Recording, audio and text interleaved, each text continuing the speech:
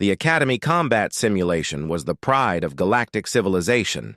It had been designed by the greatest military minds from hundreds of species over thousands of years. The virtual reality system could create any battlefield scenario and test cadets under extreme stress conditions. The current record holder was a legendary Vextarian warrior named Zorthak the Unbreakable. He had completed the ultimate challenge in 4 hours and 12 minutes. The simulation involved navigating a complex maze while avoiding slow-moving energy barriers, solving intricate puzzle locks, and demonstrating perfect tactical thinking under pressure. Commander Vexstar explained the rules to all cadets. This simulation has broken the spirits of countless warriors. Only those with exceptional mental discipline and years of training can hope to succeed. The energy barriers move in predictable patterns, but require careful timing to avoid. The puzzle locks test your intelligence and problem-solving abilities. Alien cadets nodded respectfully. They understood that this would be the greatest challenge of their academy training. Some had spent years preparing for this moment through meditation and study. The Xanathi delegates had practiced patience exercises, while the Morden representatives had improved their analytical thinking. Mina raised her hand. "Sir, can I run through this as a warm-up before the real training begins? I did my morning exercises already, but I could use some light activity before lunch." The instructors looked at each other in confusion. Commander Vexstar decided to allow it, thinking that watching the humans struggle would be educational for the other species. They activated full observation mode to study human combat psychology. Under extreme pressure, Mina entered the simulation chamber and immediately disappeared from the starting area. The instructors frantically checked their monitoring systems, trying to locate her position. The maze was designed to take hours to navigate, but she seemed to have vanished completely. 12 minutes later, alarms started going off throughout the facility. The simulation chamber doors exploded outward in a shower of metal fragments. Mina walked out calmly, brushing dust off her uniform. And checking her chronometer, she approached Commander Vexstar and saluted Sir Simulation Complete. Was that supposed to be challenging, or was it just a systems test? The obstacles were kind of weak. The instructors stared at their monitoring screens. In shock, the maze walls had been blown apart with explosives, creating straight-line paths to the objective. The energy barriers had been destroyed rather than avoided. The puzzle locks had been removed from their housings and thrown away. Commander Vexstar replayed the footage and watched Mina solve the ultimate challenge through pure destructive force. She had not navigated the maze, she had demolished it. She had not avoided the energy barriers, she had shot them with her plasma rifle. She had not solved the puzzle locks, she had simply destroyed them and moved forward. Human delegate. The simulation was designed to test patience, tactical thinking, and problem-solving abilities. You were supposed to work within the established parameters. Mina looked confused. "Sir, the objective was to reach the end point as quickly as possible. Right? I completed it in 12 minutes. The previous record was over 4 hours. I was being careful because this is someone else's property, Cadet Park." So from the engineering section asked what she meant by being careful, Mina explained that on Earth, she would have just destroyed the entire building and started over. It would have been much faster and more efficient. The Academy instructors realized their ultimate military challenge was equivalent to a human playground. The simulation designers had never encountered a species that would simply destroy obstacles instead of working around them. Commander Vexstar canceled all remaining combat simulations, until further notice. Commander Vexstar had spent 3 sleepless days trying to find a way to challenge the human delegate. Every physical test had been completed in minutes. Every tactical simulation had been solved through overwhelming force. Every academic examination had been passed with perfect scores. He decided to try something different. The contemplation of eternal peace was the most sacred trial of his species. It was not a physical or mental test, but a spiritual journey that required years of preparation. Warriors would meditate on harmony and unity with the universe, achieving enlightenment through inner reflection. The meditation chamber was a perfect sphere lined with crystals that amplified psychic energy. The walls showed images of peaceful landscapes. From across the galaxy, soft music played melodies that promoted tranquility and calm reflection. The very air was designed to slow breathing and encourage deep thought. Commander Vextar explained the trial to Mina. This is our most sacred challenge. Human delegate warriors spend decades preparing for this experience. You must achieve perfect inner peace and demonstrate harmony with all living things. Most species require years of meditation training before they can even attempt this trial. Mina nodded and entered the meditation chamber. She sat in the center of the room, closed her eyes, and became completely still. The alien observers watched through monitoring equipment, expecting to see a long struggle with inner conflict and emotional turmoil. 30 seconds later, Mina opened her eyes and stood up. She walked to the chamber door and knocked to signal completion. Commander Vextar rushed to check the monitoring equipment, thinking there had been a malfunction. Human delegate, you cannot have finished the trial so quickly. The meditation process requires hours of deep contemplation. You must achieve perfect peace and understanding with the universe. Mina looked confused. Sir, I achieved perfect inner peace. 30 seconds of quiet sitting. Time is the longest period of peace any human experiences in their entire lifetime. On Earth, quiet means something is wrong. Either predators are hunting, there is a natural disaster coming, or someone is planning an attack. The alien instructors stared. At her, in amazement, Commander Vextar asked her to explain further. What do you mean by predators and disasters? Mina sat down and began describing life on Earth. She explained that her planet had no naturally safe locations. Every environment contained multiple species designed to kill humans. The weather systems regularly produced storms that could level entire cities. Earthquakes, volcanoes, hurricanes, and floods were common seasonal events. The oceans were filled with creatures that considered humans to be food. The forests contained predators that hunted in organized packs. The deserts had temperatures that could kill in minutes. The polar regions could freeze human tissue solid in seconds. Cadet Joe Min from the Xanathi delegation asked. What humans did for relaxation and peaceful recreation, Mina described skydiving from aircraft, volcano surfing on active lava flows, and shark wrestling as low-key weekend activities for stress relief. She mentioned that her grandmother had taken up bomb disposal as a retirement hobby because it was considered suitable for elderly humans who wanted something calm and peaceful to do. The explosive devices required steady hands and patience, which made it perfect for senior citizens. The Academy. Counselors immediately requested comprehensive mental health evaluations for the human delegate.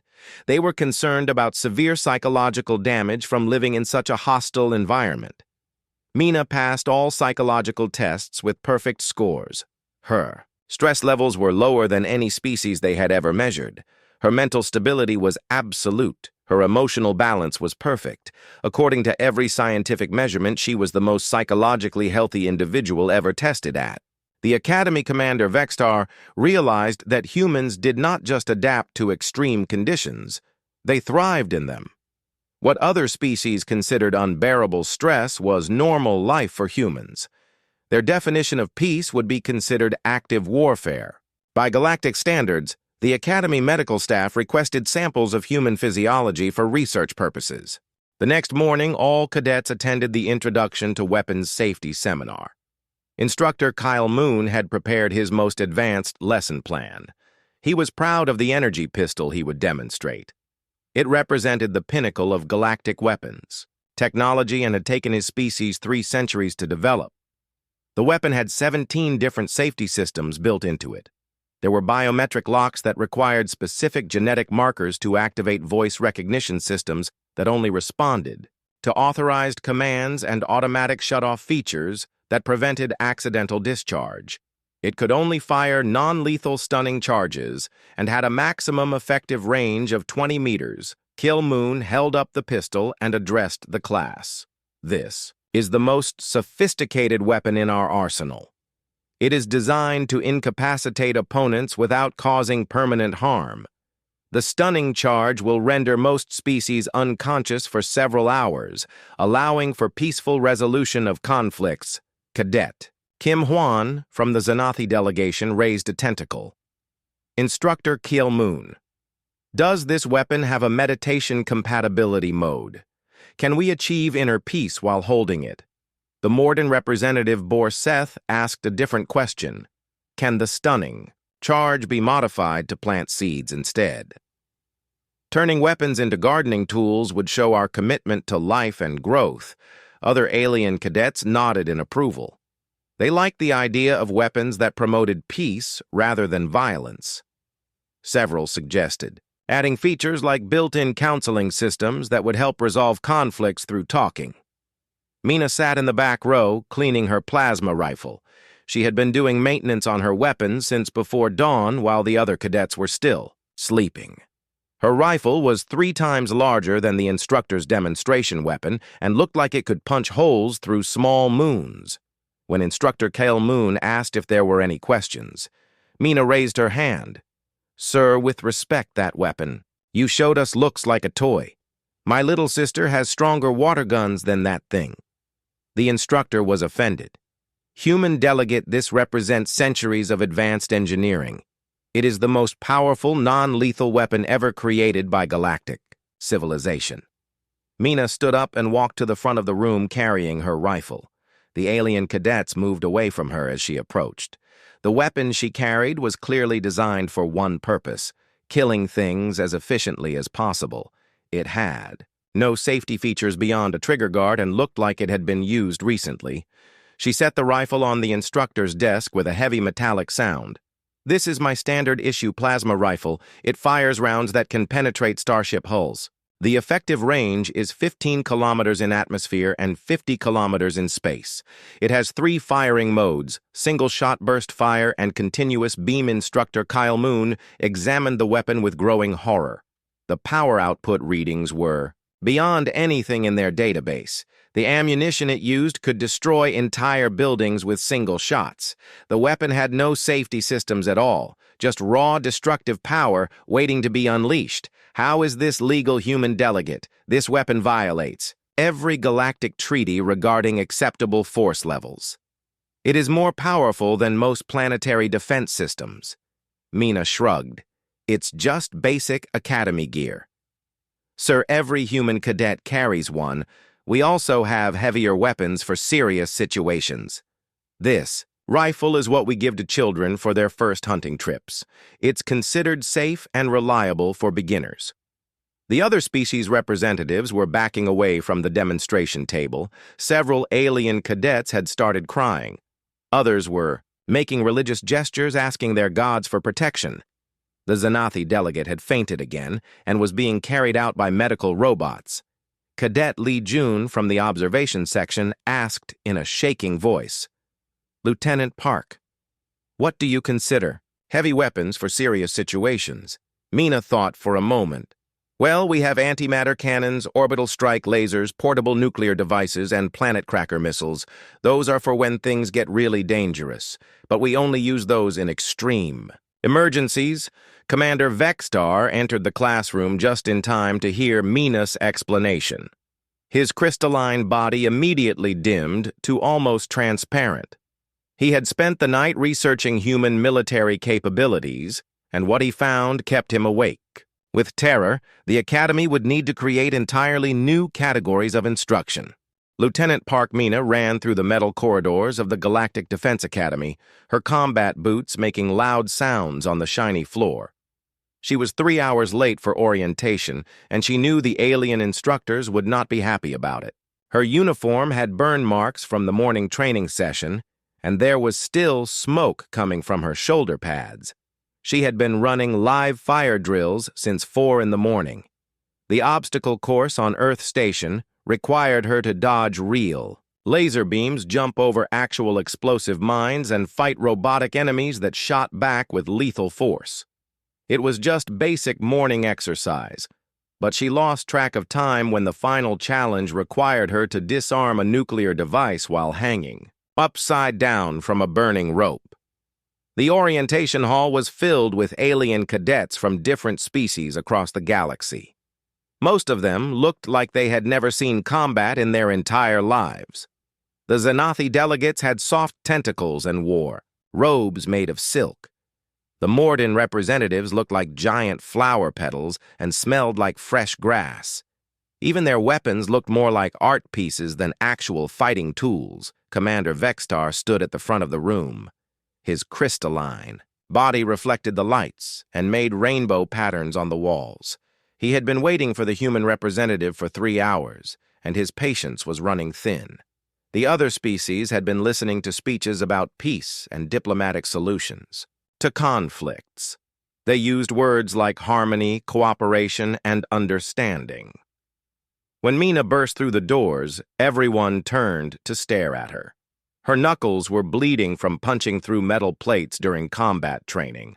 There was plasma residue on her armor that was still glowing green.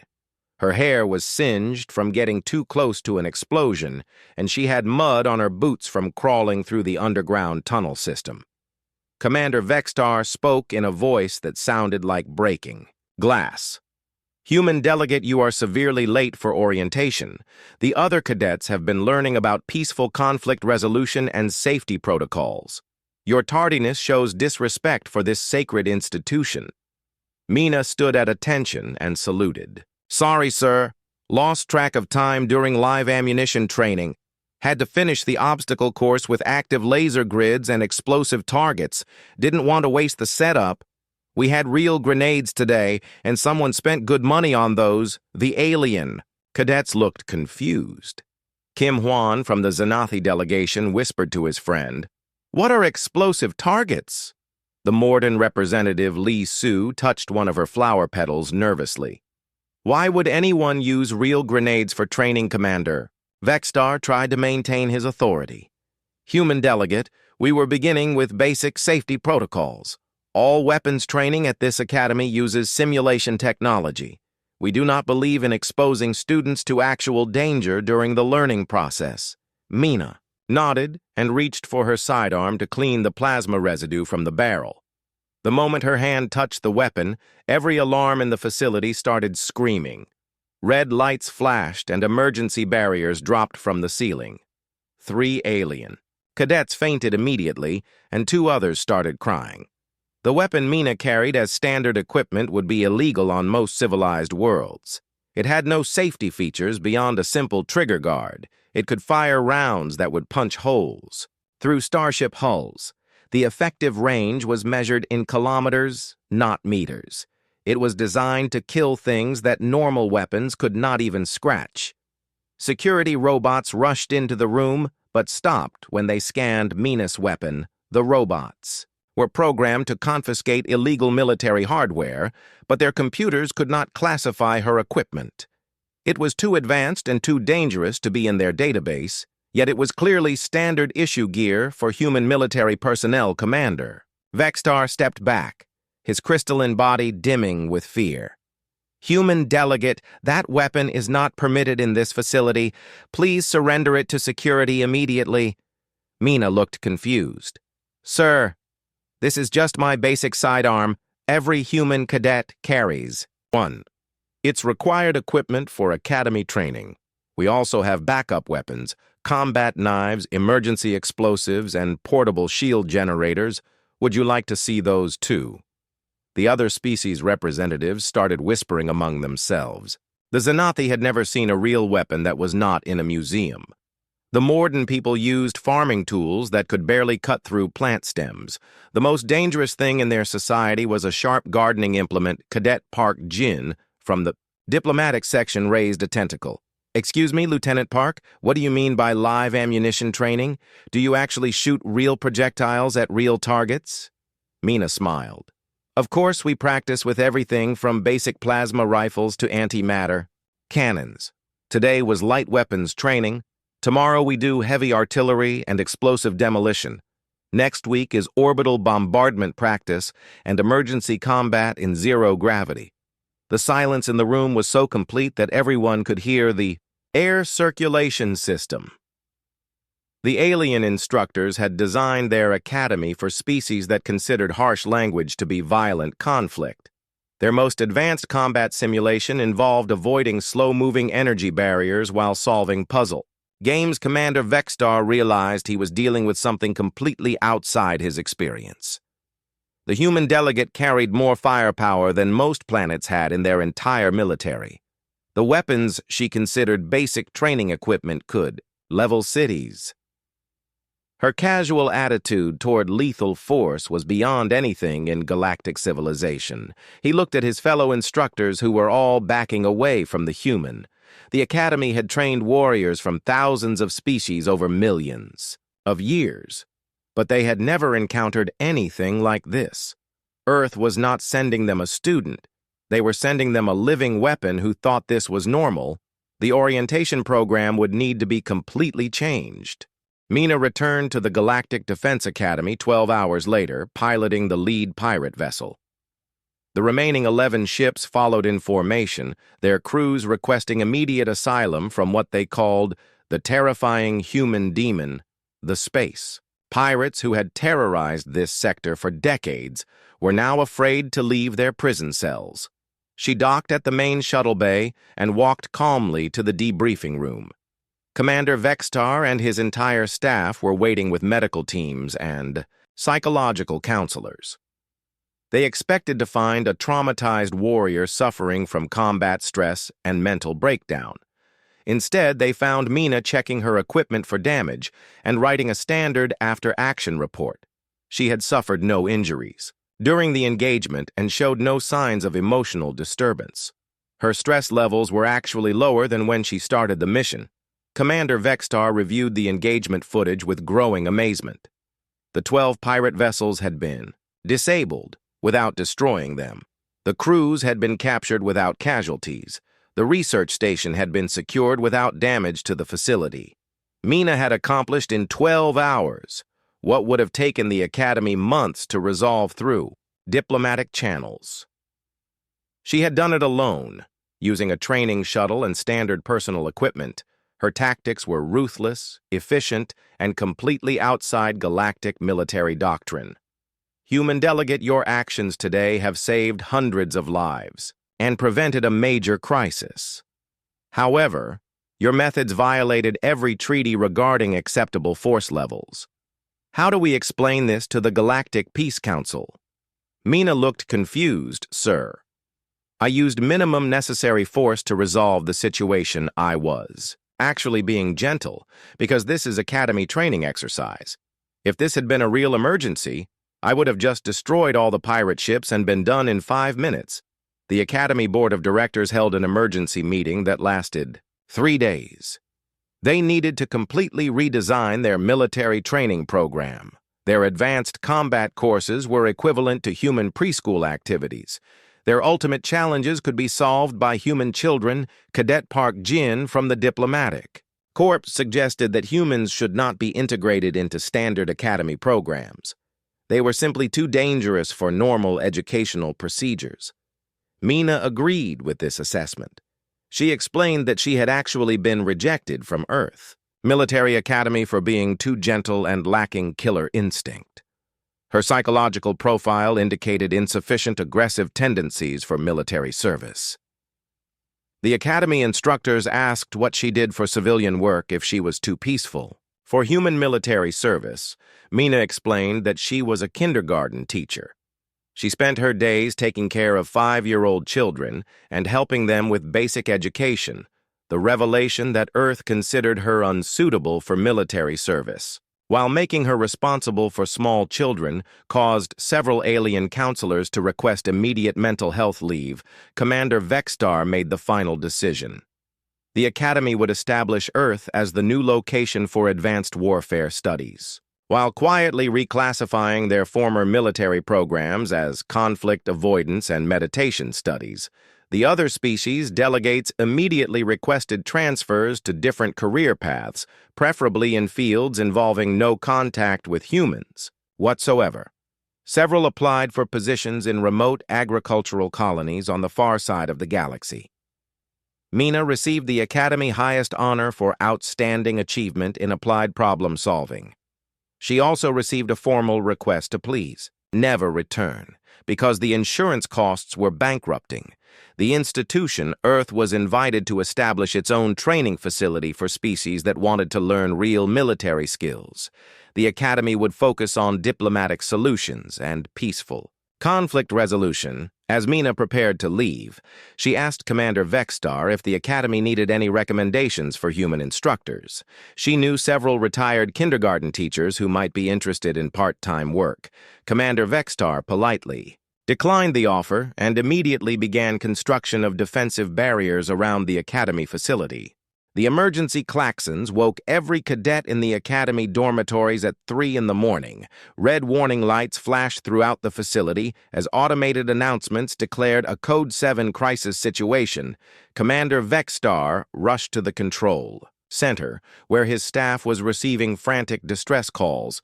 A research station in the nearby Kepler system was under attack by space pirates. 12 heavily armed vessels had surrounded the facility and were demanding immediate surrender. The station housed scientific delegations from all the peaceful species and contained irreplaceable research data.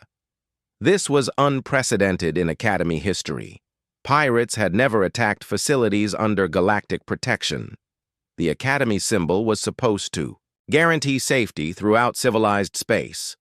The attackers were either desperate or completely insane. Commander Vexstar activated the standard emergency response protocol. First, they would send a strongly worded diplomatic message requesting the pirates reconsider their hostile actions.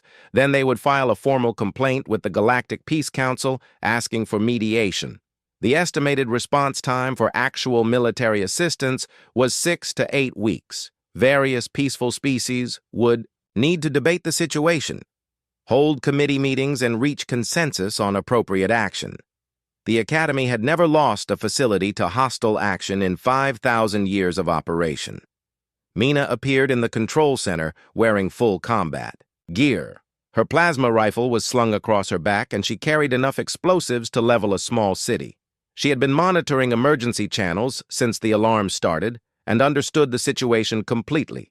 Sir, request permission to handle the pirate situation immediately. I can have a shuttle prepped and be at the research station within 2 hours. Commander Vexstar was horrified. Human delegate combat engagement is absolutely forbidden. Academy policy requires diplomatic solutions to all conflicts. We do not use violence under any circumstances. Mina pointed to the tactical display showing 12 pirate vessels surrounding the helpless research station. Sir, those people are going to die while we debate policy. The pirates are not interested in diplomatic solutions. They want to steal everything and probably kill the witnesses. The Academy instructors began their emergency debate procedure. They would need to form committees, assign representatives, and schedule multiple discussion sessions before taking any action. The process was designed to prevent hasty decisions and ensure all voices were heard. While the aliens talked about proper protocol, Mina quietly left the control center. She made her way to the shuttle bay and commandeered a training vessel. The Academy security systems were not designed to stop someone with her level of technical knowledge, Cadet Choi. So from the monitoring section noticed Mina's departure and alerted the instructors. They watched helplessly as she piloted the stolen shuttle toward the Kepler system at maximum acceleration. Her communication channels were still active so they could monitor everything. The pirates detected an approaching vessel and sent standard warnings to stay away or be destroyed. Their ships were heavily armed with military-grade weapons stolen from various planetary defense forces. They had successfully raided dozens of facilities and never encountered serious resistance. Mina opened communication channels with the lead pirate vessel. This is Lieutenant Park Mina of Earth, Defense Forces. You have 60 seconds to surrender peacefully, or I will disable your ships and take you into custody. The pirate captain laughed at the transmission. One small shuttle against 12 warships was suicide. He ordered his gunners to destroy the approaching vessel and show the galaxy what happened to heroes. What followed was beyond anything in recorded military history. The Academy instructors watched through long-range sensors as Mina systematically dismantled the entire pirate fleet using tactics that violated every principle of civilized warfare. She had turned a simple training shuttle into a weapon of mass destruction.